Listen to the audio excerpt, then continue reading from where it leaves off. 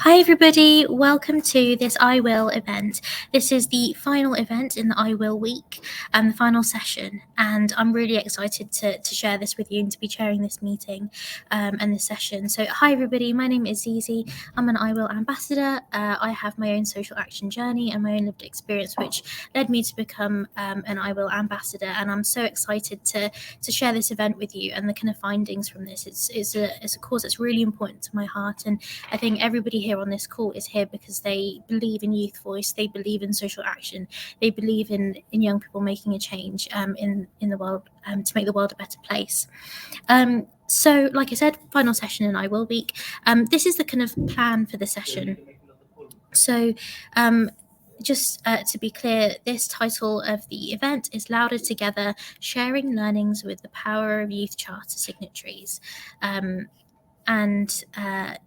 Yes, so this is the kind of plan for the session. So I'll be talking a little bit about the young assessors and their role, what they've been up to. I'll talk a little bit about my own journey with social action, my own story. We'll be going over to Eddie Rose and then Milana and then Annie Bocock. And then we'll have a Q&A at the end. I will tell everybody that feel free to ask questions throughout. I will have some of the questions come up to me in the chat. So when we have our Q&A session, we've got quite a while for that. We've got about half an hour for the Q&A session. So please do pop your questions in the chat throughout, and at the end we'll answer them all.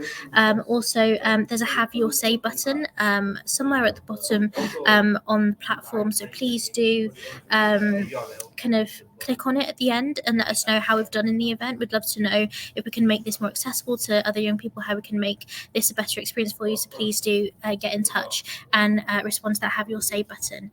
I know people are probably just joining now, so I'll just kind of repeat myself and say that this is the Louder Together, Sharing Learnings with Power of Youth Charter Signatories.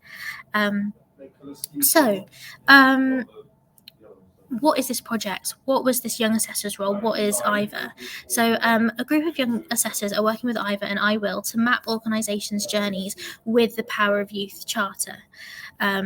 This group of assessors have been designing their own fieldwork, doing their own research, investigating how organisations are carrying out their Power of Youth Charter commitments, and gathering learning on what organisations have done differently since signing the Charter. These are reflective conversations exploring youth social action in practice, which is amazing. Lots of people can talk about youth social action, but who can actually go on to make it a reality? These reflective conversations explored progress, they explored challenges, success, blockers, as well as organisations' future plans for youth leadership. Today, we have 3 brilliant assessors, as I said before. So we've got 2 from the current wave of iwill ambassadors. We have Eddie and Milana. And then we've got 1 young assessor from last year's iwill ambassador wave, which is Annie. And together, all 3 of them will be sharing kind of 3 main things, which is what are organisations doing to enable young people to lead and shape change, to be change makers and change agents? What are examples of good practice? So, for example, top tips. And then finally, what needs to change? We need kind of the landscape for youth social action to change dramatically to include young people from all sorts of marginalised backgrounds, and what can we do to ensure that that happens? So they'll be drawing on their experiences as young assessors, but also from their wider experiences working with other organisations as well as iwill ambassadors. They'll share their own stories and lived experiences, and that'll be so insightful. As I said before, everybody, please feel free to pop your questions in the chat all the way throughout the session. We'll answer them at the end in the Q&A section, which will have about half an hour for that time. We know that usually with Q&A sessions, they can go on for ages, and really there's usually not enough time for them. So we made sure that we had enough time for the Q&A session at the end. So please do feel free to pop your questions in the chat. Oh, sorry, Annie Bocock is not with us today. Apologies. So yes, brilliant. Thank you, everybody. Yes, I wanted to talk a little bit about my own social action journey as I'm kind of introducing the session. So, hi everybody. I am Azizi. I am a iwill ambassador, as I said before. I had quite an extensive youth social action journey. So, I had my own lived experience of kind of challenges in my life. I'm a survivor of kind of emotional abuse. I'm a care leaver, so I grew up in care. I was sectioned for 4 years as a teenager in psychiatric inpatient units. I got to a really low point. It was really difficult. There were restraints. I'd be injected. I hit rock bottom. I then decided that, you know what, this isn't a life worth living. I need to build one, and this isn't it. I went on to kind of get better. But part of me getting better, part of my recovery from my mental health challenges, my psychosis, was trying to be the person to others that my past self needed.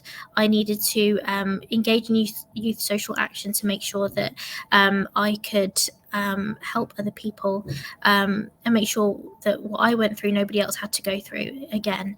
And so I worked with lots of different mental health organisations. I worked with NHS Confederation, the Mental Health Network, to give talks. I did the same with the Centre for Mental Health. I worked on a co-production steering group called Think for Brum, which is based in Birmingham, which is where I live. We co-produced the kind of new transformation of mental health services and quality improvement. Throughout my time, I spoke to the local CEO of the hospital trust that I worked with, and spoke to her and said, you know, the unit that I'm on, the inpatient mental health unit that I'm on, is not fit for purpose. What can we do to make this better? Because it's a bit of a dump at the moment. And I think I used those words. And within 2 weeks, she found £4.6 million to renovate the whole hospital, not just my unit, the whole hospital, which was amazing. And so she ended up using that money, and it kind of was a project that was seen across BBC, and that was really exciting. I helped a mental health campaign raise £1 million after the pandemic. As we know, the pandemic introduced a mental health pandemic. You know, it was no longer COVID-19; it's now a mental health pandemic, and so helped raise £1 million to make sure that young people have a peer support worker with them. There's, you know, peer support is what got us through the pandemic, and it's also what I believe will get us out of this mental health pandemic. So raised some money for that, including working with Gymshark, you know, Gymshark, the clothing brand, and stuff. So worked with them on that, which was really exciting, and went to their HQ. I also spoke at the International Association for Youth Mental Health, which is had a conference in Copenhagen. I spoke in front of 700 people and the Crown Princess of Denmark, which was really exciting. I talked to her about UK youth mental health services and how flawed they are, actually. I had a film made about me, about my journey of being a care leaver and my struggles and my triumphs.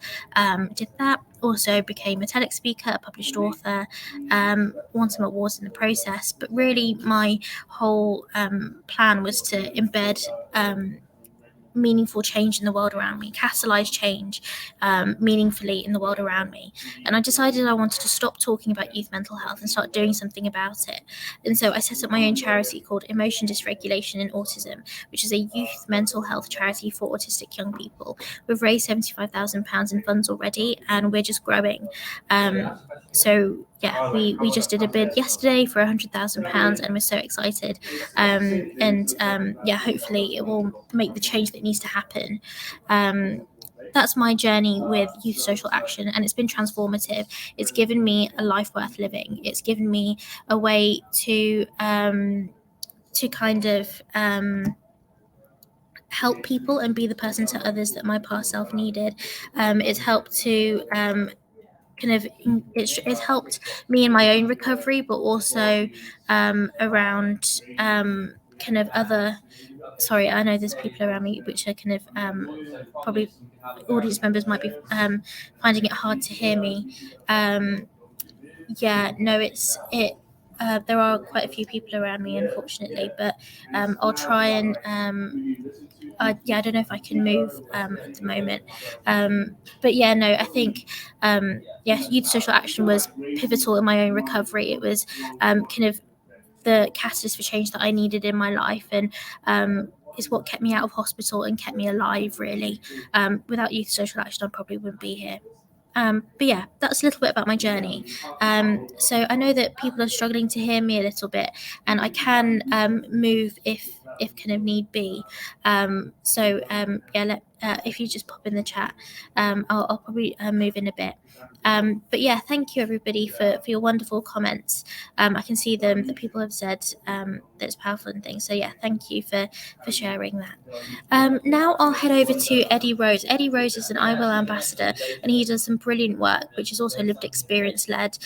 He does a lot of kind of climate change activism, to my knowledge, and disability activism.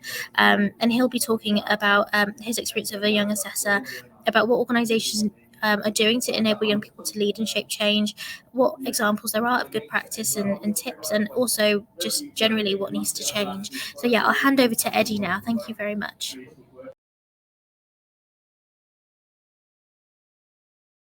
Hey everyone, thank you Zizi for that. Isn't Zizi amazing? I feel really honoured to have her involving, to be involved in this with her and with Milana, who will be talking in a minute. I am a young assessor with IVAR, and I got involved in that because I'm an iwill ambassador, and I got involved in the iwill movement because I was originally on the UNICEF UK Youth Advisory Board, and it was an incredible opportunity, an incredible experience. And it was the beginning of my social action journey as such. And that's one of the things I'm going to talk about. But very briefly, I'm Eddie. I'm really happy to be here. I'm 18 years old. I'm on a gap year. I'm from Dorset. And yeah, that's a little bit about me. So I with the IVAR project, the Young Assessors Project, we're looking at the Power of Youth Charter. And I'm sure many of you attending here today will know what the Power of Youth Charter is. But if you don't, it's a project that the iwill movement is been running. It was launched in 2019, I think.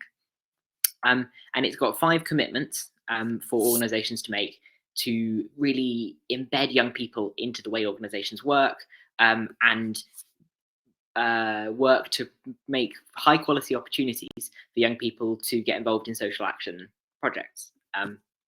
And if your organisation hasn't signed the Power of Youth Charter, I'm gonna just plug it there. It's a really incredible charter, and it talks about 5 different things, and they are things like create opportunities for young people, evidence the benefits of youth social action, ensure that young people from disadvantaged backgrounds are reached so they can get involved. And yeah, so our job with this IVAR project, IVAR being the Institute for Voluntary Action Research, if you weren't aware already, is to visit organizations and see how they're doing, basically. And we're trying to find out if there's anything that's blocking people, involving young people in their work, or if there's any really great success stories. And I can happy to say there's some really exciting things that I'm finding, and also really helpful things. And yeah, so I've been working with an organization called the Felix Project in London. They're a food redistribution charity, and they are involving young people in projects to help young people gain skills whilst being involved in food redistribution, whilst helping people. And I found that really interesting, because it was a way of helping people and learning skills at the same time, and that's really powerful. I'm going to backtrack a second, because I said that my social action journey started in UNICEF UK Youth Advisory Board, and I think Jess, who ran that, might actually be on the call today. But that was what really started my passion for Youth Voice, because they got a group of us involved to get involved in. I've just seen there's a message from Jess. Well, thank you so much for having me, because it was incredible. It was a really, really incredible opportunity. Because basically what happened is they listened to us.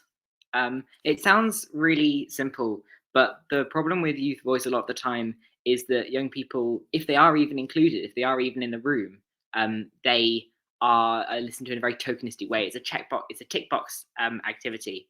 And the really great thing about the UNICEF Youth Board was that we were given the freedom to do all these projects that we wanted to do, and we were consulted in a really meaningful way.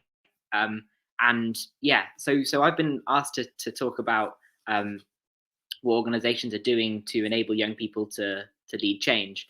And that was something that was really, really incredible. Hang on, let me just find my notes, sorry. The second thing I was asked to talk about was what are examples of good practice? And that's a really interesting question.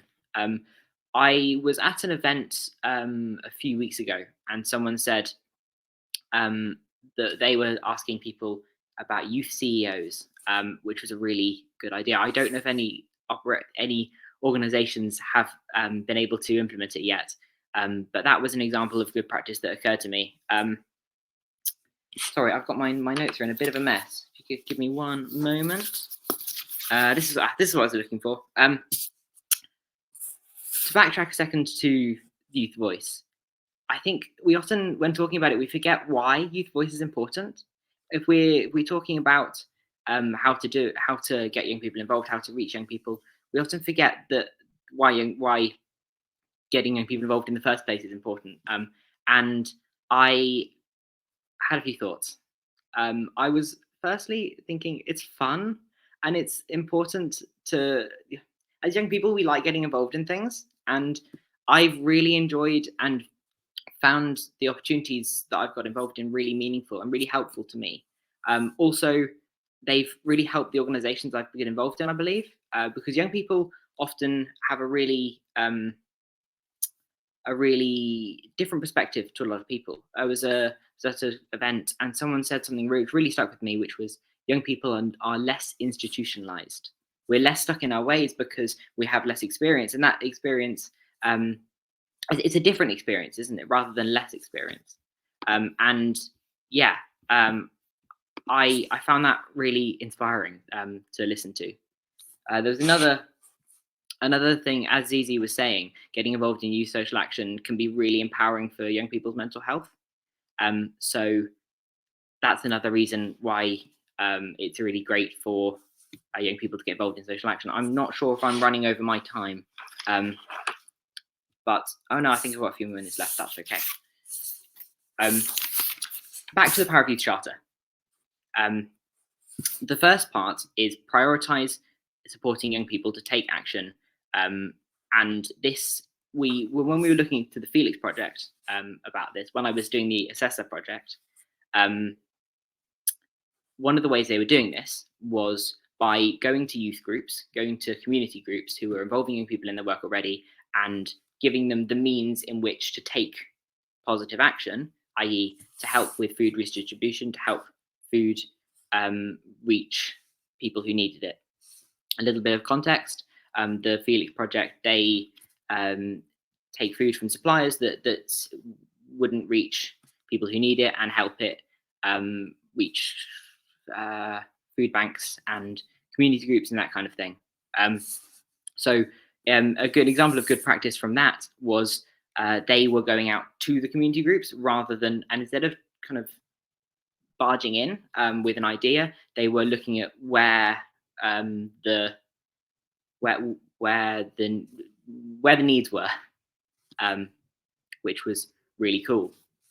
The second part of the Power of Youth Charter is open up decision-making structures. And I think the best example of this that I've been involved in is the iwill movement. The iwill movement is, as I'm sure you all know, a really incredible organization, a really incredible movement. And recently, it has moved from a campaign to a movement and looking at the long term, and they've launched the iwill Movement Assembly. It's throughout its whole existence, it's always been co-chaired by a young person, and that's the kind of young people being involved in decision making that we really need, and it's really important. And I mentioned earlier about youth CEOs. I don't know how far this has been implemented, but it's something I would definitely recommend you think about for your own organization. Again, with the opening up decision-making structures doesn't just have to mean young people involved in decision-making structures, but it can also mean making things more transparent, making things more easy to understand, easily accessible. And that was one of the great things about the UNICEF Youth Advisory Board. We were able to be involved in discussions. We were kept updated. Something struck me from a conference I went to. There was some the young people were talking to the adults in the room about youth the voice, and one of the adults said, if we struggle to implement your the thing that young people want to do, what should we do? And so the young people in the room were saying, please tell us that you're struggling, because if we don't hear back, if we've suggested a project, we've said this, and we don't hear anything back, we just assume it's been ignored, because that happens so often. So if you're able to feedback, if we were able to hear how that resulted, what that resulted in, that's so empowering to because we know that our voice is being heard. And also, again, what I talked about earlier about is we like being involved, then that is being involved. So yeah, that was something that really stuck with me. The third part of the Power of Youth Charter is work collaboratively with other organisations, and this is very important. And I think one of the things that's a testament to how important this is the iwill movement itself is a collaboration between two different organisations, Volunteering Matters and UK Youth. And this is, yeah, if you're looking for an example of good practice, then look at iwill itself. It's so successful. So many young people's lives have been changed, and the movement for social action has grown to be a really incredible thing. And that's all been the result of collaboration. Throughout the whole of iwill's history, it's built on the idea of people working together to support young people. So if this is something that your organisation does, or is looking to do, I highly recommend it, and thank you. The fourth part of the Power of Youth Charter is evidence the benefits of youth social action, which I think I may have briefly mentioned earlier. And then the final part is recognise and celebrate young people's impact. And I think these go together, because we're looking at comms here mainly, and but more than just comms, making it a priority, because making it, when you're talking to people about it, when you're talking to people about your work, it would be really great if you could highlight the work that young people in your organisation have been involved in, and that kind of thing. So yeah, and a good example of good practice in that is young people taking over your social media, taking over your comms. We did this with the UNICEF board, which I've mentioned quite a few times now, and I think that's testament to how incredible it was.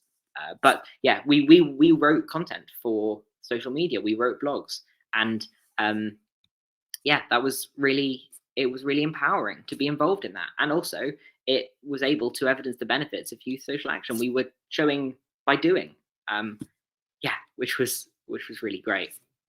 A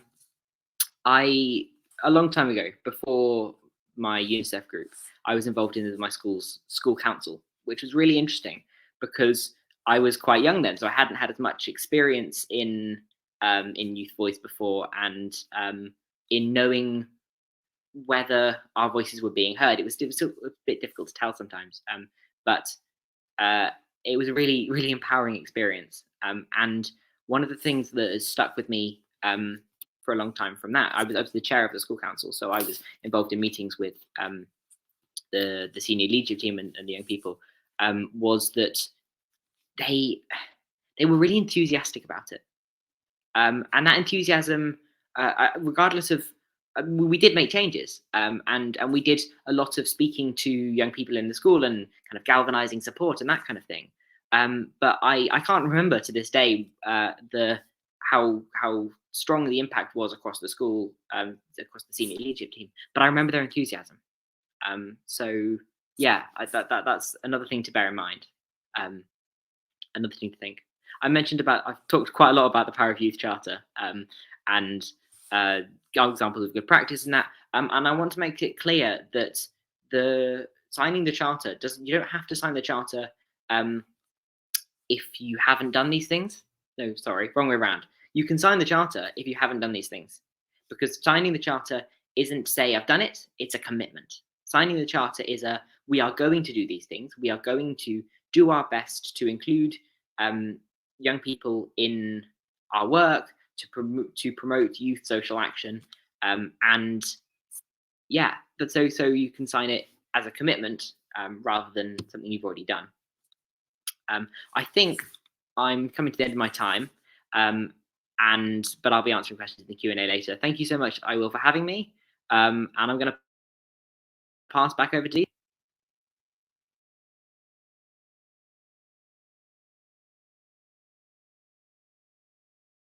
Hi everybody, I came to a quieter place, but it's like a lot quieter, but not as quiet as I expected. But yeah, thank you so much, Eddie. I think what you said was amazing and really quite inspirational. I found actually it was really inspirational to listen to your journey and kind of hear your story, hear the research that you've been doing. I think something that really stuck with me, like towards the end of when Eddie was speaking, was particularly around the people who sign the youth charter, the organisations that sign the youth charter, they don't have to be doing youth engagement perfectly. Like you don't have to be the best organisation when it comes to youth involvement, youth co-production. It doesn't have to be perfect. It doesn't have to be polished. This is about the process. It's not like it's about the process and the destination that you're, as an organisation, you're pledging to make sure that in future you implement things for the youth charter. Is not saying that you do it perfectly right now, and I think that's really important for organisations to hear. I was also thinking about when I just was making some notes from Eddie, and I was thinking around the work he was doing with UNICEF around kind of how important youth voice is, and how it's not just about getting young people in the room. It's more than that. It's more than just getting people together. It's about getting young people meaningfully involved, meaningfully engaged, co-producing work, in co-producing stuff and services that creates a measurable impact. I think Eddie, you explained this so articulately, so perfectly, so eloquently, and it was just a real pleasure to hear you speak. You're so inspirational. Like, yeah, you're an icon, Eddie, legend. So yeah, thank you so much, Eddie, for your experiences of the young assessor role and the research that you've done. I think it's been absolutely transformative. And I know that lots of other people in the chat are saying similar. I think people are saying, thanks, Eddie. Love the part about being a commitment to do youth engagement. All organisations should be able to get on board with that. Other people saying, Eddie, amazing. Thank you for sharing your story and being so passionate about youth voice. You can really hear your passion shining through. 100%. That passion, that vigor, that energy to create a better world. That was shining through from what Eddie was saying. So yeah, well done, Eddie. Great. So next up, I will be introducing the next young assessor, which is Milana. So Milana is an IWIL ambassador from the current cohort, saying she's going to be talking about organisation, the same things that Eddie was speaking about around her research with the young assessors and what organisations are doing to enable young people to lead and shape change, examples of good practice, and then also what needs to change. So yeah, thank you everybody, and over to Milana.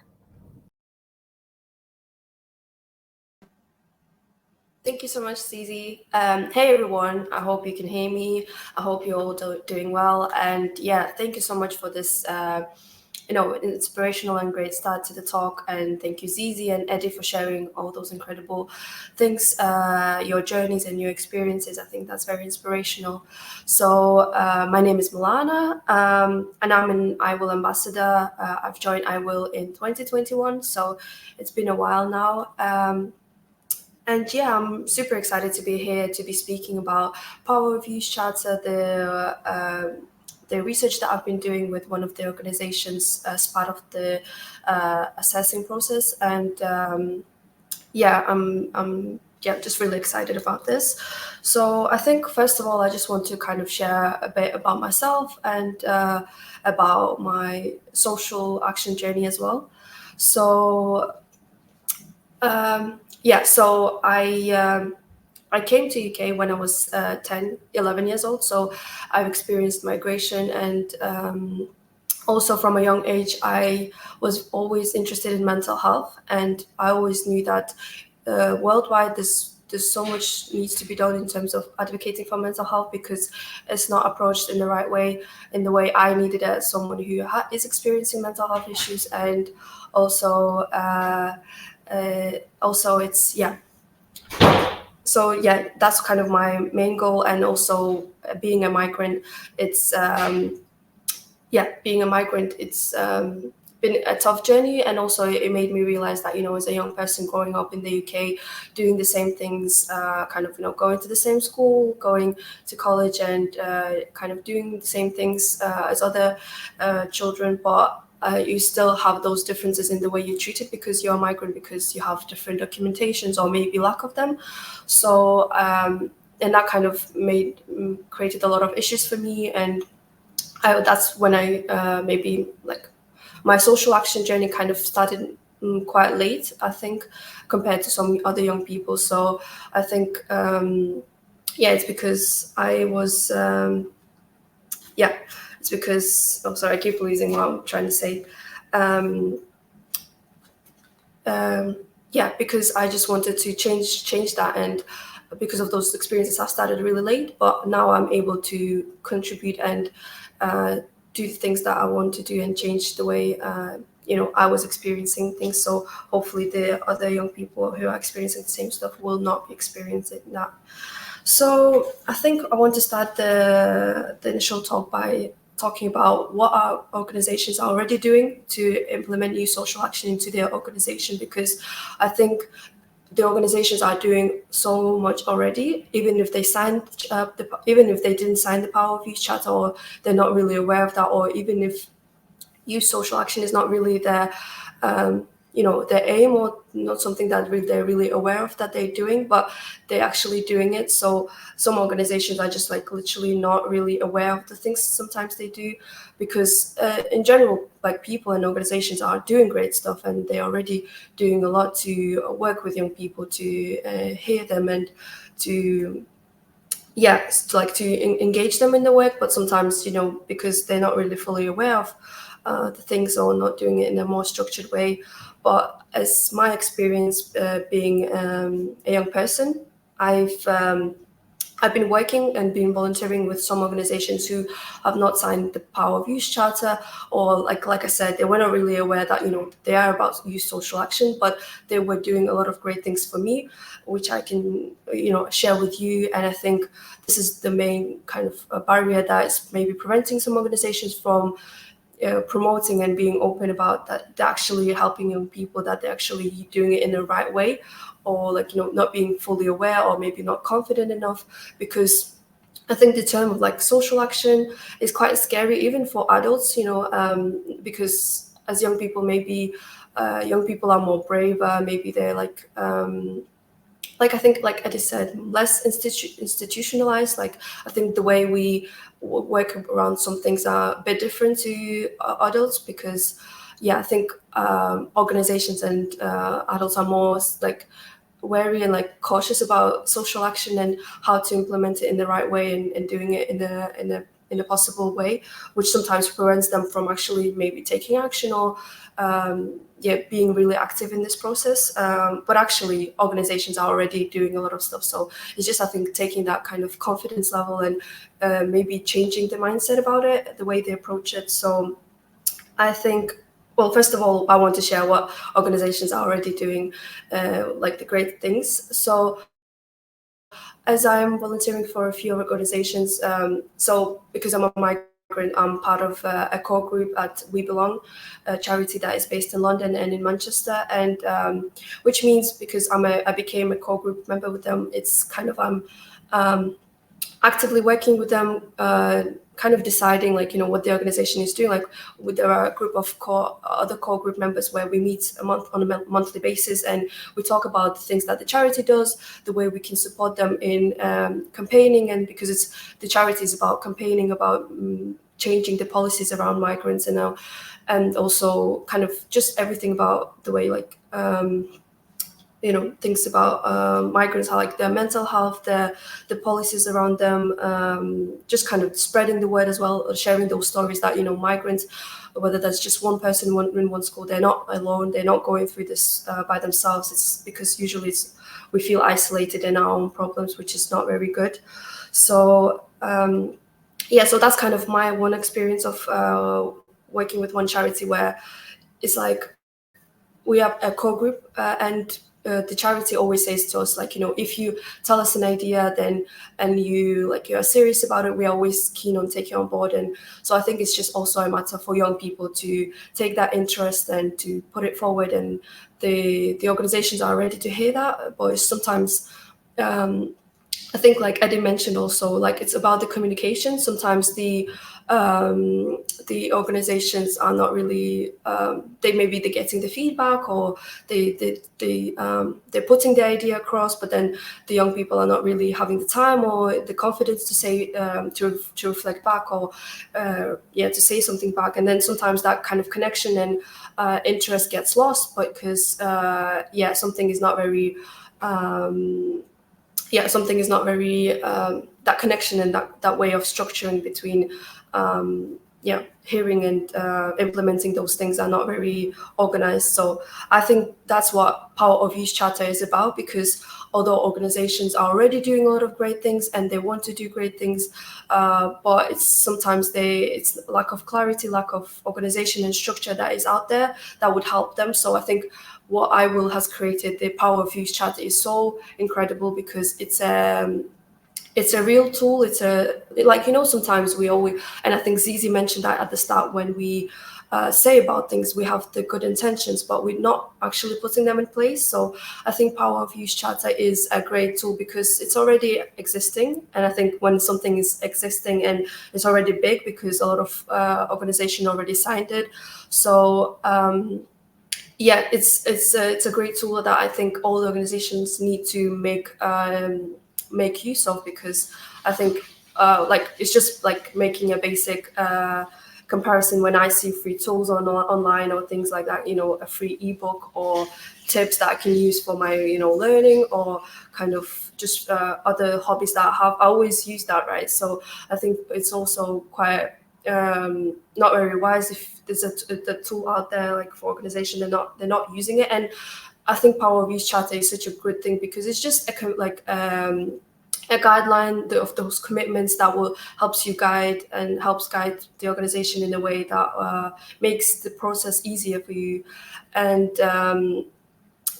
so I think that's incredible. And also I've been as I'm speaking to you as a young person, I think I want to also highlight that I'm speaking about this not as just kind of a young person, but wanting this from the organization, having those better opportunities and having, those kind of support, but also from more different perspective, because now I've also, with another charity, I became part of their board in April. So I'm kind of, and I've attended the 3 board meetings already. So it's kind of like my journey also changes to the one of kind of using and working with charities, to also now being inside those organizations and also making those decisions and seeing how to change things for the better. So I'm also thinking of it of from the organization's perspective as well. So, and I want to share that because I think it's very important for young people like me to be heard, to be on those kind of decision-making structures, because I've, for example, recently with the charity that I'm part of, the board, I've helped them in the recruitment processes for recruiting the 2 or 3 members of the team now, and I think it's very useful. Sometimes organizations work with young people, but they're not really young people have so many different skills and interests, and sometimes it's just a matter of understanding what skills and where those young people can help them. So I think it's just I think it's very useful. It's a win-win situation for the organizations, for the young people, and for the wider world as well, because I think I think it's just because young people are very enthusiastic. They're very more braver, and I think organizations, and also sorry for going on a different point, but I think for me, what I've realized when I was kind of working on this is, as a young person going to schools and colleges, I realized that actually there's not a lot in place to engage young people in social action, and which is quite bizarre, because I think when I'm in school, for example, when I was in school, you would think that schools and colleges, they would implement those things that would help young people to be more engaged in new social action, to be the change, to be making changes, to be those leaders. But actually I realized that a lot of activities in schools and things, they were more about like, the success, they're about the grades and things like that, and like about the different hobbies and skills, which is great, which is amazing. But I think, for example, when I was a young person, I wasn't aware of iwill. So I've only learned about iwill when I was so a few years ago, and that's when as soon as I found it, I became the ambassador. So I love seeing like the younger people who are maybe like 13 or 14 years old, and they're already ambassadors, they're already doing great things, which I think is so powerful, which is so great. And I think it's quite sad that places like schools and things like that, they're not really they don't have that in place.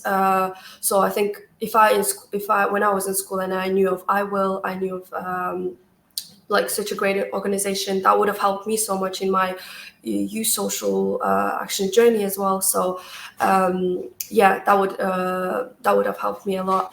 So so that's what I'm trying to emphasize for the organizations, that don't be afraid to, because I think the Power of Youth Charter and being kind of implementing youth social action is quite, it seems very intimidating, it seems quite big, unclear, uncertain, but actually I think it's all about the mindset that with your approach, because I think if you make it your reality, not a priority, or kind of the task that is kind of, you put it aside, and then when you have time and capacity, you'll be like, oh, we have Power Youth Charter, we've signed it, or maybe we're planning to sign it, or maybe what about engaging your people in our work. It's not something that is a side job. I think it should be part of your reality. And also because one of the organizations that I was assessing as part of the work with IVAR and iwill, like Eddie mentioned before, with his organization, my organization was Young Manchester in Manchester.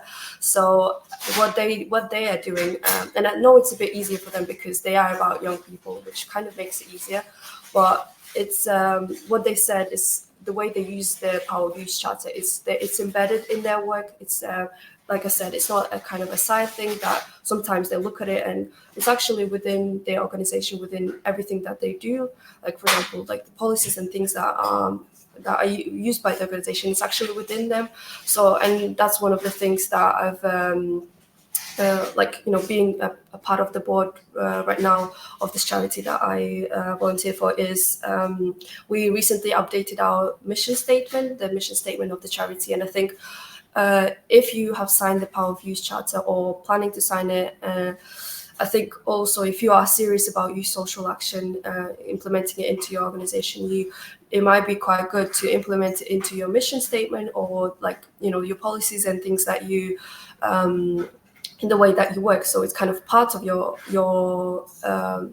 organization's goal, whether you are about youth work or not, because I don't think it matters whether you work with youth or not, because organizations are so different, they have such different aims, and to be honest, like the organizations who are working with young people, we can't really always say that they are better at working with young people and implementing social action than an organization who completely doesn't have any, doesn't have a focus on young people. So I think it's just about the way organization and people are approaching it. So, I think. Like the example with the Young Manchester, like the way they're using the Power of Youth Charter is always great. And so I think that's kind of me sharing what the organizations are doing in terms of like the great things. And like I said, like the examples I've tried, in most of them, the organization didn't sign the Power of Youth Charter, and it's something that is my goal as well at the moment. I want to encourage more organizations and charities I work with, sign the Power of Youth Charter. So it's not about that. And sorry that I'm keep running over time. I just wanted to add a few more things, if that's okay. So I just wanted to kind of bring the kind of bit about that, like the recommendations and what needs to change, because I think Power of Youth Charter is so incredible. And I think for me personally as well, because I'll also share about myself a bit, is because I'm studying psychology, and I wasn't really sure about what kind of my interest in terms of psychology is, but I've realized that, you know, having this work, doing this work with IVAR, doing this research with iwill, and like looking at how organizations are working in generally, and especially helping young people. I think for me personally, that's what made me realize that I want to become an occupational psychologist who's basically someone who's helping the organizations work better to be overcoming their barriers. So I think just kind of wanted to share that this is also my kind of career goal and interest in helping organizations, not just because implementing youth and like the young voices into your work is very beneficial, because I think, like I said, some places like schools and who are meant to be helping young people and empowering them, sometimes they're not really doing that fully. And I think the role of organizations is much bigger in that. And I think as a young person, the organizations that I've been volunteering for and working for have supported me and helped me grow so much compared to, for example, like my school. Or so I think personally sharing, and I think other young ambassadors will agree and also say that you as young people, we really need those organizations to be having those opportunities and kind of leadership opportunities in place, because it's kind of very beneficial. So I think it's in the future I really want the Power of Youth Charter to be growing and becoming even stronger, and having like not having organizations signing up to that, but actually having that as a must thing for everyone, that hopefully by 10 years time nobody will have to sign the Power of Youth Charter. It will be part of each organization, and it will be part of the mission statements, and we won't have to think about it, and it will be just natural. So I think that's kind of my hope for the future as well, and my personal goal. So thank you so much, and sorry for overrunning, but it was great to speak. Thank you.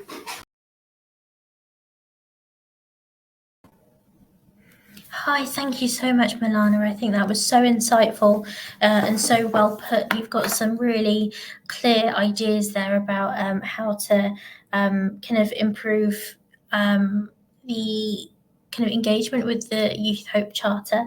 And it sounds like your work with kind of Young Manchester has really shaped your career aspirations as well, which I think is really positive, to have that mutuality, that young people should be getting stuff out of working with youth social action as much as the kind of adults and or policymakers are. And that mutuality of kind of and reciprocity of sharing those ideas, and that's been evident with you, Milana, that you've kind of had a lot kind of gained in terms of your career aspirations and experiences from engaging in youth social action and engaging with like Young Manchester and all the other charities that you've worked with, and it's just really amazing to see. So I just wanted to say, massive well done, and I think it's brilliant that you've got that experience working with so many different charities, sitting on boards, and love your ideas about kind of getting young people a seat at the table, getting them involved in recruitment, getting them involved in governance. And I completely agree that I think youth voice should be the golden thread that is woven into the tapestry of organisations. It should be that that kind of constant, kind of not just speaking to young people once and then going ahead with the running of the organisation. It should be embedded, so ingrained, like I said, like the golden thread, working through governance, through recruitment, working through kind of everyday day-to-day running. It should be there at the forefront the whole time. I also loved the idea of the Power of Youth Charter. The way that you described it kind of made me think that, the way that you're describing it is like it's a guide, not a contract. It's a guide to help organizations become more youth focused. It's not necessarily something that is saying that you have to have already done it. It's not a contract that's set in stone. It's evolving, and that it's there to help support organizations to become more youth focused, and like I said, is a guide. And that Power of Youth Charter, really, it's a glue, and I really got that from listening to Milana. It's the glue that binds together youth and organizations. So brilliant, really insightful. Got some great comments, really well put, and some great reflections, which I found really interesting. Jess says, fantastic session. Thank you so much for sharing your reflections and aspirations. Yeah, thank you so much, Milana. You're amazing. You're a change maker, a change agent, and it was just so great to hear from you. And I've not met you, so I think it was just really lovely for me to hear your journey. So thank you. Now we're going to go on to the questions. We've got some questions in the chat. So I'm going to invite Eddie and Milana up with me to answer some of these questions. Thank you. So hi, Eddie. Hi, Milana. So great to hear from you and hear your insights. So I'm just going to look at the first question from the chat, which is a question from Siona. I hope I'm saying that name correctly. I'm conscious that, so this is the question. I'm conscious that often the rhetoric is what can we teach and what can young people tell us? Have any speakers ever seen a script flip with young people doing the teaching? I feel that people who've been in the work for a long time, and I include myself, I'm 30 and I've been doing this for over 10 years, might have had a lot to learn about how to think outside of the institutions. It'd be great to hear if this has ever been explored or done successfully. I know Eddie had some kind of reflections on that, so I'll go to Eddie first and on to Milana. Thanks. Yeah. So the project I'm currently working for is called Teach the Teacher, and it's a climate education project, and it is quite literally we help young people teach their teachers. So it doesn't work it's not appropriate for all contexts, but it's that script flip that you're talking about. The idea that we're putting young people in charge of their own education. It's quite a new campaign at the minute. It's been running for a year or so. It's actually funded by the IWill Fund. So if there's any IWill funders on the call, thank you very much. It's a really exciting project. But yeah, so with that we kind of provide free online training and resources to help young people deliver a session to their teachers specifically about climate change. But it's definitely something really exciting to look into in the future. How can we broaden that? How can we teach the teachers, but also teach other staff, other people in different industries, different sectors? So yeah. Yeah, no, that's a really good, and I think it's amazing that you've kind of got that funded through the IWill Fund. It's so fitting, and it sounds like a really great initiative. Teach the teacher, and is that kind of change in power dynamics in that you're getting the young person to be at the forefront, the one kind of in power, I guess, and. I was on a similar project called Teen Talks, which looks at getting young people to, in the same way, flip the script. And it was the training was Teen Talks was a training package about helping health professionals to talk to young people. And so what would happen is that the audience would be the people we're training, so the mental health clinicians or doctors would get the doctors to come up to the front and say, you're going to act like you're the young person and I'm going to act like I'm the doctor, and would play out different scenarios and say, and act out different things. So one scenario might be like that we're being patronizing. So we would be really patronizing as a doctor to the patient, and the patient was actually the doctor, which it sounds really confusing, but it made sense. And so we'd act out these different scenarios, and the doctors who were playing the young person would say, you know what, I really understood and could empathize with the young person and can see how that communication approach doesn't work. And I know how that made me feel. Imagine how it made a young person feel. So that kind of flipping the script is so powerful. What do you think, Milana? What do you think about this kind of flip the script stuff? Have you experienced anything like that?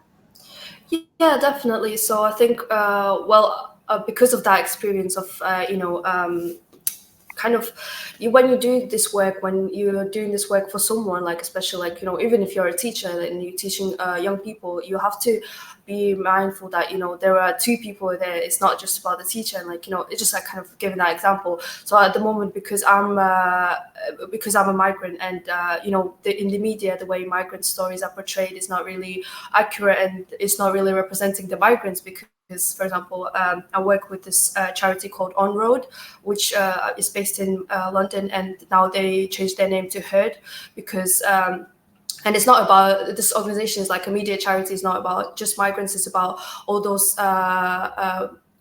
groups that are misrepresented in the media, whether that's people experiencing poverty or other different things, and whose stories are not really portrayed accurately, because those people who the stories are created about are not involved in that process, which is not really right.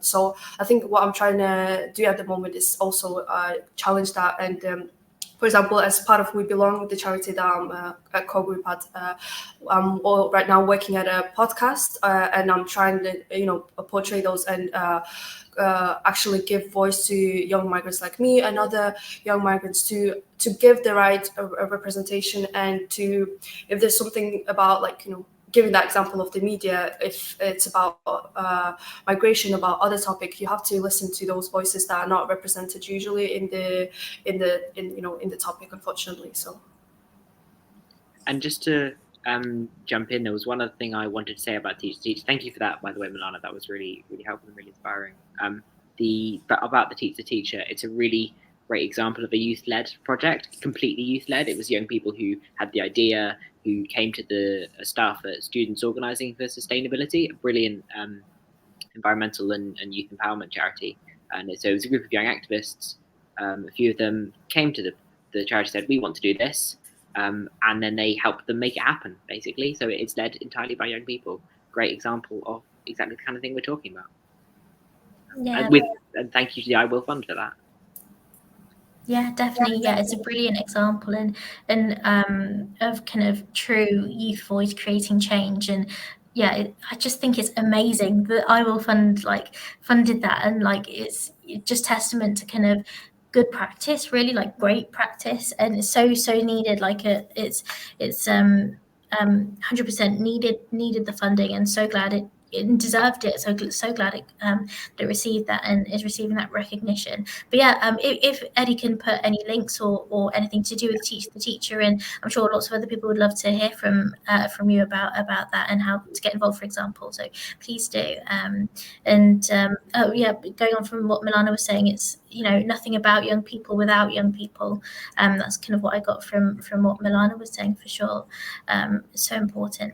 We'll go on to the next question, just for time. So, can any organisation sign the Power of Youth Charter, i.e. charities, public sector bodies, SMEs, corporates, etc.? That's a question from Graham.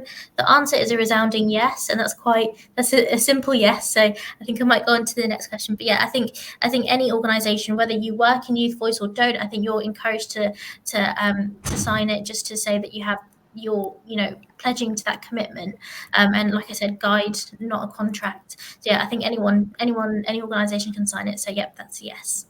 And then we've got the next question. Here's one question. So what are your top tips for organisations early on in their journey with youth voice and youth social action? For examples, organisations that are wanting to reshift their culture but have lots getting in the way. Eddie, Milana, what do you think? I might go to Milana first for this one.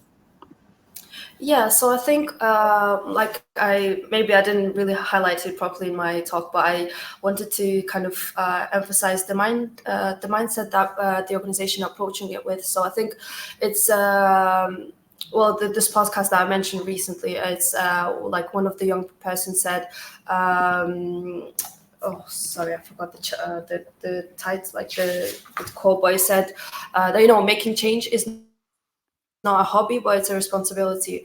So it's just kind of want to highlight that to organizations, that I think if they're really serious about it and that they want to incorporate those things that to empower young people to to make change and to be part of the organization. It's just, I think, like you said, it's easy. It's not about saying, it's not about, but it's actually doing. So, and I think signing the Power of Youth Charter is a great thing, because if you're really at the start of it and you're not really sure of what to do, because like I said, it's a guide that will help you with those kind of commitments, actually working through that and seeing if you're already doing it, or if there's a way that you can maybe change some things, or to start doing that, or maybe completely start it as a new thing in your organization. So I think it's about having that initial meeting, having that kind of change in the way maybe you approach things, or like I said, every organization has a mission statement about their focus. And so yes, I think it's just kind of planning and talking about it and seeing what they're already doing to kind of basically take the steps, whether that's really small steps, which just don't be afraid and don't be intimidated. Because I think also what I wanted to share is the organizations are iwill ambassadors, because, for example, I can share my own journey with youth social action. When I wanted to become an iwill ambassador, I was really intimidated, and I was thinking, oh, this movement is so great, it's so like all these people who are already doing this amazing stuff are so amazing that, you know, I don't really stand to their standard, that I don't really, I can't really be on the same level. So I thought, you know, I think that's what organizations are also doing. They're a bit afraid. Maybe they're not really confident. Maybe they are being like, you know, blocked by sometimes like capacity and maybe like lack of funding and things. But I think it's, if you have that kind of mindset and the idea of wanting to do that, I think it shouldn't stop you. So hopefully that's kind of what I want to share. Brilliant. Thank you, Milana. Some great insights. And yeah, thank you for kind of clarifying all the kind of top tips from the research that you've done and stuff. Eddie, do you have any thoughts? Yeah. So I think it's really interesting, because there's a question. If you're kind of starting out getting young people involved, do you do what you can, or do you try and do it really well? And I don't know if I have an answer for that question. Because so my research with the Young Assessors project it showed me that the best projects happen when there is someone in charge of them, i.e., a youth engagement officer, someone who has that as a significant part of their staff role. And where that isn't the case, that doesn't mean you can't. If you don't have funding for that, that doesn't mean that things can't happen, but it's just more tricky. So I suppose it's about finding space, finding time, or you might say making space, making time. And yeah, so yeah, it's important to do what you can. You can convene young people for a conversation and then feed back to them. But if you want to do something big, it's really important to do it well. Yeah, definitely. I think if you're going to do something that's really meaningful and impactful, you'd rather do it probably on a smaller scale, but do it really well, than do a really big thing that you manage poorly and it has poor outcomes on the young people. And yeah, you want to do something small, but do it really, really well, and then build the foundations using that. For sure, completely agree. Great answers. I'm going to go on to the next question, which is from Tracy. And the power of youth charter is powerful. Do any of the speakers have a view or experience of how, through the charter, the voices of young disabled people can be heard too? This is particularly thinking about physical disability, learning disability, sensory, or others. Well, I can that's a really good question. So there's two parts to that question in my opinion. Do we have experience of it, or is there any way that do we have any personal experience of the charter uplifting voices of young disabled people, and are there any ways that the charter can uplift the voices of young disabled people? No, I have a hidden disability, so the charter certainly helped me get my say in this case. The charter isn't designed specifically with the words disability in it, but what it is designed is to help young people from disadvantaged backgrounds, people who face barriers. It's designed to help organizations remove those barriers, and thus it does and can help young disabled people be heard. But I personally think that there needs to be more, because it's helping remove barriers for young people with disabilities is a whole different thing, and it's a very complicated thing, and there can be quite a lot of barriers, and it also varies massively depending on the person. But so yeah, in a bit of a roundabout answer, but essentially yes, but that's because virtue of it just being about inclusivity, not because it's got specific aspects of it relating to that. And I think we could challenge IWill on this call to say, can we do something about that? Perhaps that's something to think about in a further conversation. An amendment to the charter. Definitely. Oh, I love that. That's amazing. Let's make an amendment. So the charity that I lead, that I'm CEO of, is a mental health charity for autistic young people. So sensory needs, learning difficulties, and autism is like really central to what we do. And so yeah, like hell yeah, let's do an amendment to the Power of Youth Charter, and like look at trying to. There's ways that we can incorporate things like reasonable adjustments, things like what if we did the Power of Youth Charter in like a learning disability friendly way, like easy read formats, for example. What if we did stuff like that? Like there's so much change that we can make with this charter now that we've done the research with IVAR, for sure. Milana, do you want to come in on anything? So I'm going to come in really quickly and just say that we've just been reminded that there was a session on Tuesday called "Removing Barriers to Youth Social Action" that the iwill ambassadors involved, and you can check that on I think it's called the iwill bag on the web, on the link you're on. Also, Milana, you're on mute. Yeah. You're still on mute, Milana. Yeah. There we go. Oh no, Yeah, sorry, I think I'm back now. Yeah, got you. Yeah, it's okay. So I think I don't think I have much to say about this question, unfortunately, but I think I definitely agree on the part that these kind of this feedback and we us talking about the Power of Youth Charter, I think, and the way the second cohort of us, me and Eddie, also doing this kind of assessing and how the Power of Youth Charter works, I think, and also I think it's helping the organizations, but also seeing what iwill movement can also do to change their Power of Youth Charter, also making it more accessible, because I think right now what I'm seeing, like, they're making the charities that I work with sign the charter. They also have questions. They're really uncertain about the Power of Youth Charter. They maybe some things that are like the way it's presented is not very clear. So I think making it more accessible, making it more just changing some things about this. And I think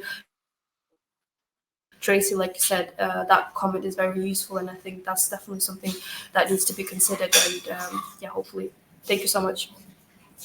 Thank you, Milana, and thank you, Eddie, for your responses. I've got one question, which is a really quick, easy win, so I'm just going to answer that. So that is a question from Christine.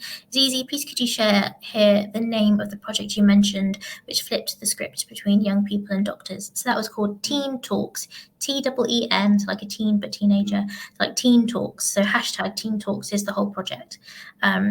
So yeah, that was that. So thank you, Christine. We've got another question to everybody, Eddie and Milana. What needs to change if the next 10 years are going to be shaped by youth voice? What are the 1 to 2 things that organizations need to do? That's a good question. That's a big question. I'll go first, if that's all right, Milana. Yeah, okay. So that touches on one of the themes of iwill Week this week, which is, we've had 10 years of iwill, we've had a decade, let's look forward to the next decade, and wanting to focus the next decade around making youth social action the norm for young people, but also making youth engagement, youth voice, the norm for organizations, particularly organizations who involve young people in their work, i.e. nothing about us without us. And also, just on that note, something I forgot to say earlier that I meant to say was that because young people aren't institutionalized, because we look at things in a slightly out of the box, fresh way of thinking, we can often help improve things even that aren't about young people.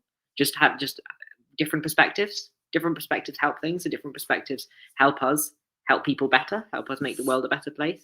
So that's just a side note to add. But the question was, what are the 1 to 2 things that organizations need to do to help the next 10 years be shaped by youth voice? And I get, essentially, it's do your best to get young people involved. From the way I see it, it's do what you can to get young people involved, to get young people into a conversation, and not just have a conversation, but also follow up on that and say, we had this conversation, we talked about this is going to happen because of it. Unfortunately, this can't happen. And so that's what I'm trying to make a point about. These conversations need to be meaningful. They can't just happen and then that's be it. And So yeah, and then another thing I mentioned earlier, this idea of a youth CEO. And, it's similar to the idea of a youth advisory board mirroring a board of trustees. But that's something that I think would be really cool. Have a think about it. Yeah, I think that's great, Eddie. I think if I had 1 to 2 things, it'd be one big thing, which is similar to the youth CEO thing. I think organizations need a youth equivalent for each role, like a youth governance officer, a youth EDI lead, a youth CEO, obviously, youth trustee board, youth chair of trustees, youth youth kind of everything, even to like chief financial officer, making sure that the money being spent is to going to be used meaningfully and with young people at heart, youth chief financial officer, youth operations lead, that chairs the operations going on with young people. Like, get a youth equivalent of everything in your organization. That's what I'd like to see in 10 years time, for sure. And just on that note, that's all about shifting power, isn't it? It's about shifting power to young people, because we have, firstly, we speak from our lived experiences, and nothing about us without us. But also, more than that, as I said, different perspectives, uninstitutionalized, and again, young people like getting involved in things, and especially if we're going to be inheriting a complicated, interconnected climate change world, we need all the skills and experience and connections that we can get. Oh, 100%. 100%. Love that. For sure. Milana?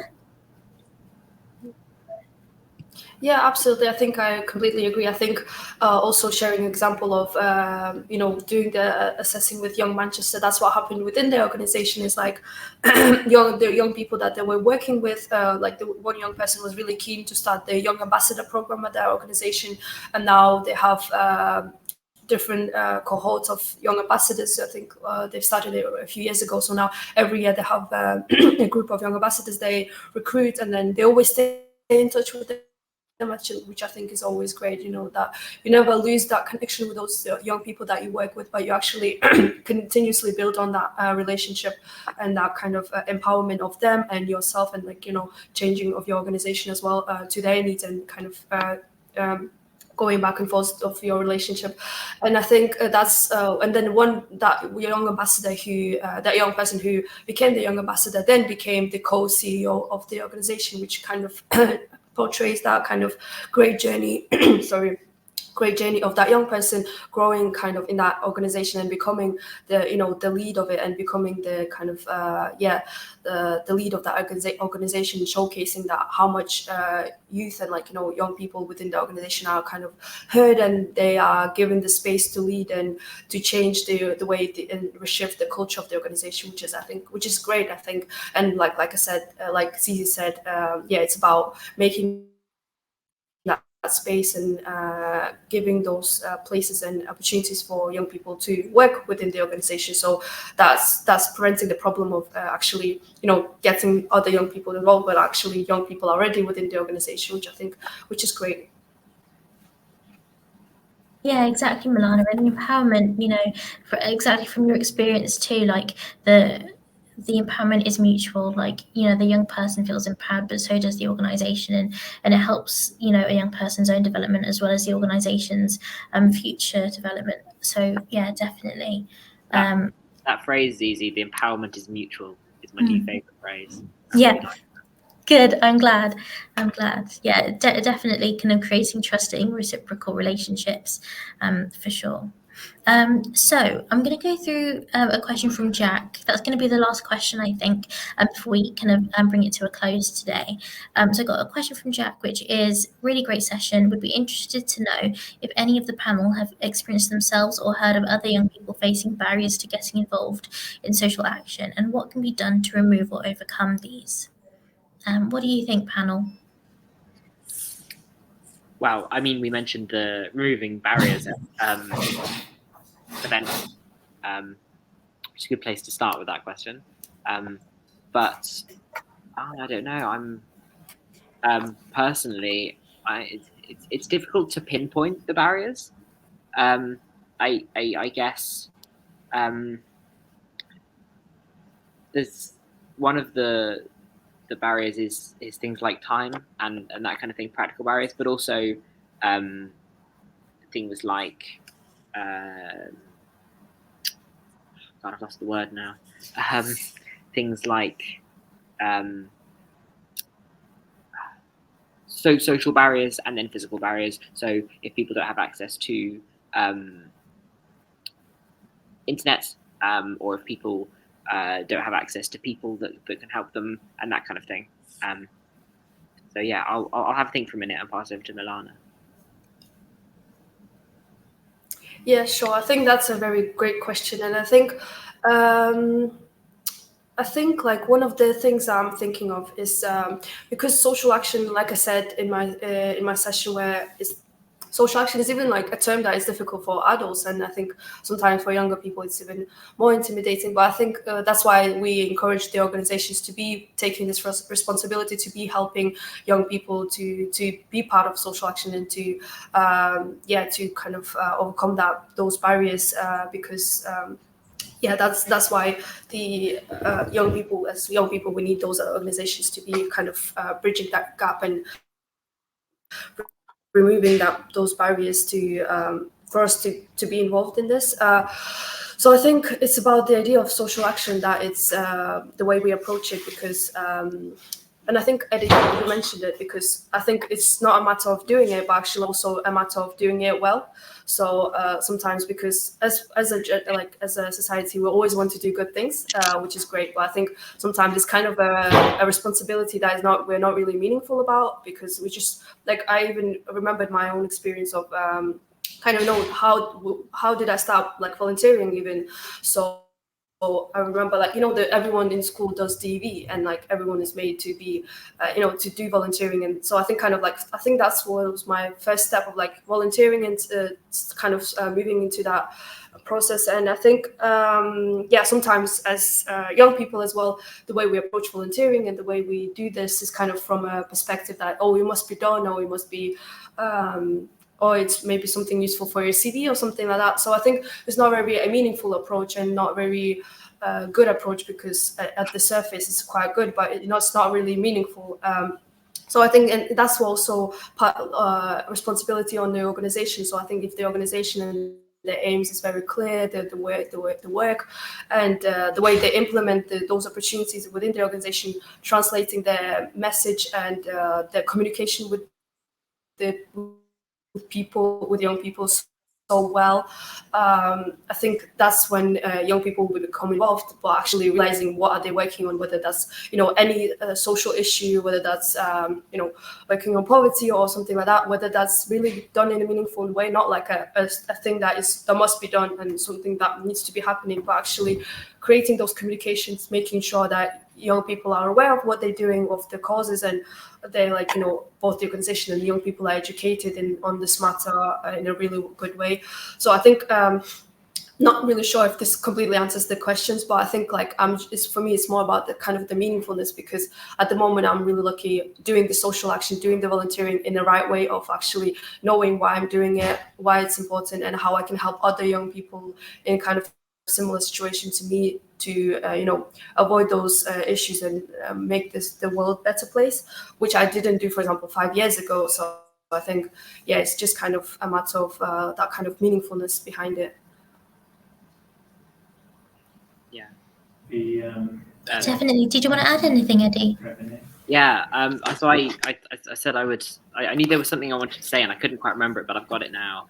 So the question in terms of the barriers to get involved in social action, for me, the biggest barrier was living in a rural area in the middle of nowhere. So there just weren't, for a long time, particularly, there just weren't that many opportunities in my town to get involved in this kind of thing. Then I was actually really lucky after a while, because our town then started doing lots of rights respecting human rights things, which got me into this whole brilliant journey. But yeah, thinking about kind of the different disadvantages that we all have, and the ways they link together, for me, the big barrier was living in a rural area, and going to local rural comprehensive school, and it just being far away from opportunities.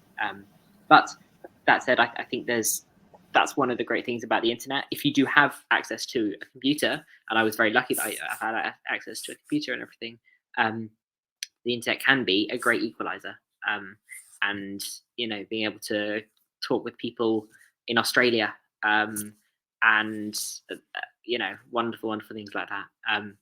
So yeah, and there was one other thing on this that I think Milana kind of said, which is the question is, have you faced any barriers to getting involved in social action? But also you could think of it like social action is a way to overcome barriers. And I mean, that's the whole point of empowering, isn't it? And that's the crux of the matter, the whole point of what we're trying to do here. So yeah, thank you. Brilliant answers. Absolutely love them. So we've got one last question, and then we will close. So language. Where do we get started, or how do you know how to get started with using language when it comes to youth social action and youth charter, and what are the benefits of that? Did you want to go first, Milana, or shall I? Oh, sorry, that wasn't a question. My bad. I thought that was a question. My bad. Okay, cool. Just a point. Okay. We can answer what the benefits of youth social action are. But actually, I don't think we need to, because I think we've covered that throughout the whole session. Empowering, helping people feel better about themselves, helping people find themselves. Defo. And I think helping people, I think young people find themselves, but so do the people who work with those young people. And catalyzing, well, I like to think of it as transmuting experiences into energy that catalyzes change. That's what I think youth social action is. Is that transmuting Experiences into energy that catalyzes change. Yeah. I read that very much. Yeah. What do you think, Milana? Are you on mute at the moment? Can you hear us, Milana? Oh, you're still on mute. I think Milana was automatically. Yeah, I heard you. Sorry. Okay.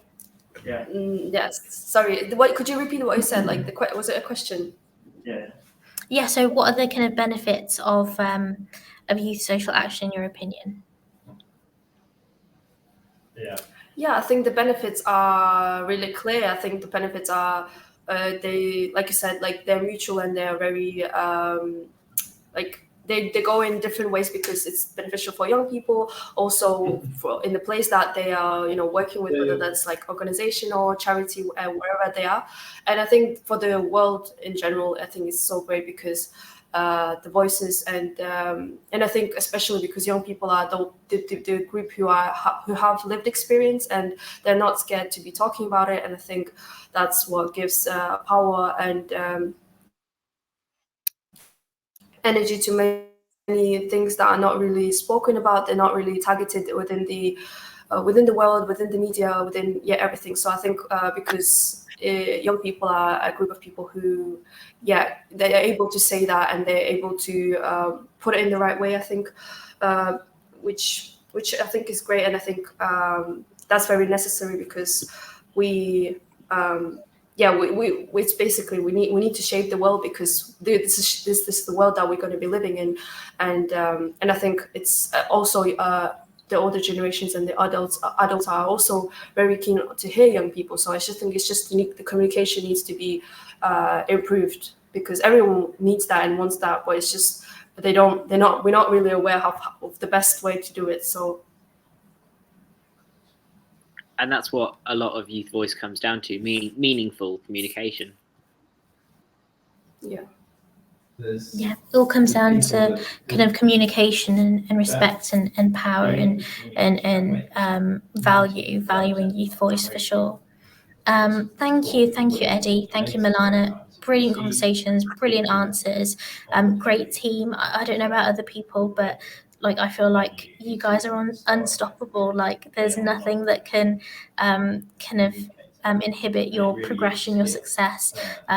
There's no reason why you can't reach the sky. There's so much power and social value that you guys bring, and it's just so lovely to see and be in the presence of really inspiring people. So yeah, I'm just really appreciative of that. And you, Zizi. And you. Thank you. Thank you, Eddie. Thank you. Appreciate that. So yeah, no, this is the end of the webinar. Thank you for the discussions. Thank you for everybody for engaging in the questions. Loved the questions and engagement that we've had so far. It's been brilliant. I do want to just remind people that you can sign the Power of Youth Charter. You don't have to be sorted in youth engagement. You don't have to be perfect in doing it. But what we do ask of you is that you want to involve young people in the future at any point. That's all that we want from you. So please do sign the Power of Youth Charter if you're a charity, if you're a social enterprise, you're a CIC, or if you're just, if you're not any of those things and you're a massive corporate that thinks, I like this idea, please sign the Power of Youth Charter. It's so needed, and we need as many people as possible to create this kind of youth social action revolution.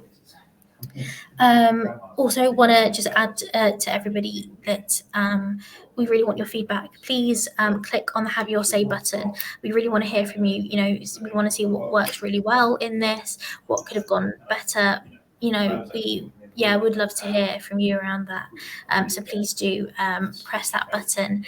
I'd just like to thank the iwill team for helping organise this. So the kind of the hidden heroes, I'd like to say. So kind of Tony and Kiara and Annie, you guys are the people that allow us to be able to do things like this. You're the enablers of the young people, and just so grateful for your input. Thank you so much. Thank you to kind of even the iwill Fund, like the people who I know iwill Fund was on the call. Thank you for enabling Youth Voice to flourish and giving that funding to kind of teach the teachers, and I think that's brilliant, and I hope that you continue to help youth-led organisations. A little plug, Emotion Dysregulation and Autism, my charity, would love to be involved in some way with that iwill Fund. So little plug there. But thank you everybody for coming. Thank you for listening. Thank you for bringing everything to this session. And as a final call to action, like I said before, sign the charter. And if you can't sign the charter, encourage others to sign up. We want to raise the visibility of what young people are doing in your organisation. So thank you everybody. Have a wonderful weekend. Have a wonderful evening. And thank you for coming. And this brings iwill Week 2023 to a close, doesn't it? It does. iwill Week is. Yeah. Thank you, iwill team, for organising this, and for you guys for coming. Thank you. Thank you, everybody.